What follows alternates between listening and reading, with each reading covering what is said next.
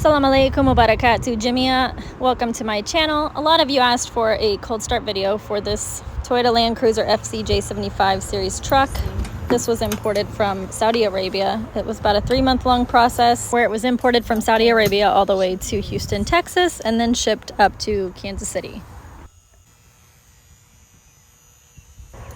You'll see here I actually will touch the engine to show that it is in fact cold and ready to be started.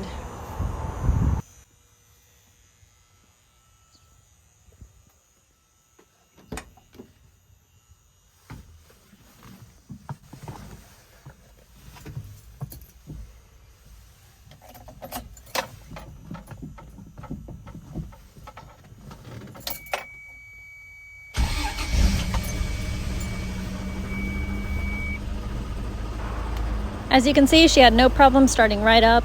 I'll let her sit and warm up a little bit before we take her out, but she is otherwise ready to go.